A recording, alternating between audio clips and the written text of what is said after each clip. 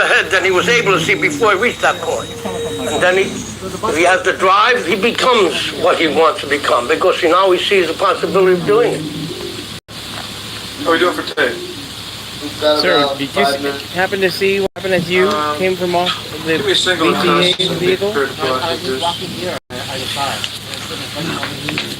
Guys, talk to me about what you talked to me about before, which was the idea of lightning striking twice. Emergency assistant. Oh, yes. You Well, you see, ever since I was a boy, I've always been around fighters. My brother was a boxer. I used to go to the gym all the time. There's so many of these old fighters. And the one he admires so much, Al Brown, I used to watch him.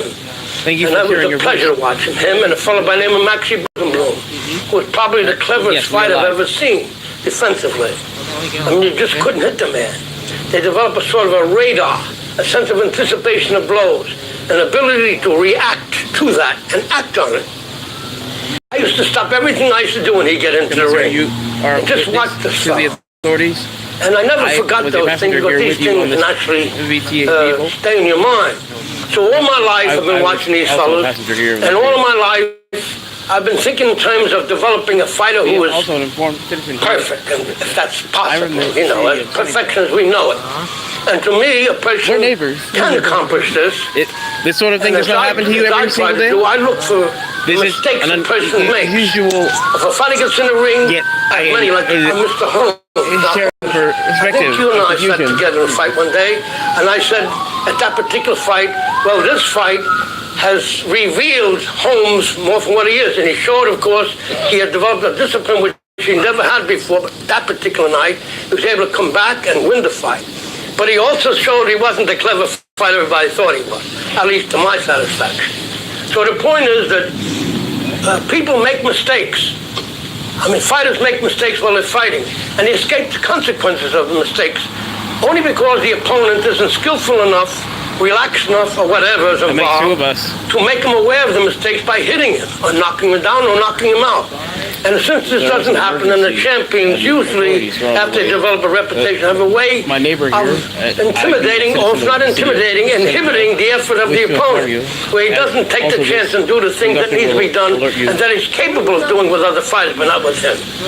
So the result is that these fighters are supposed to be invincible, are invincible only because of the manner the opponents perform, not because they are excellent boxers, because they are vulnerable. And this is what I try to do with Mike here. In a relatively few fights, I think with the Golden Glove fights, which I think he had 5 fights, was only 17 bouts, actual fights. The others, he had some exhibition fights and things like that, a few. But other than those, there was no fights in the amateurs. So that his ability to develop, we have developed a method of trying to compensate for the failure to get proper sparring.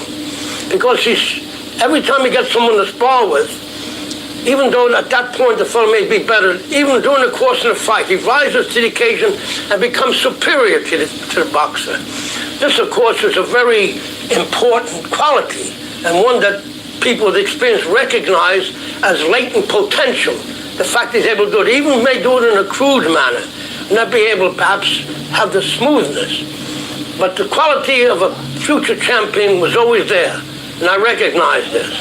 And I tried to compensate by putting to what we call movements, which is somewhat similar, I think, to what they do in karate, whereby you learn to do different movements, if no other reason but to custom the body to the movements that you're going to be required to do during the course of a fight, so that the body in making these adjustments, even when your opponent doesn't make it necessary.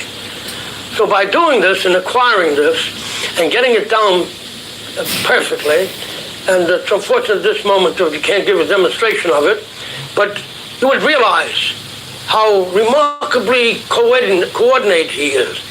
He does it with lightning speed. He can strike a blow, and that split second it takes away be at your side. And almost to complete surprise of his opponent.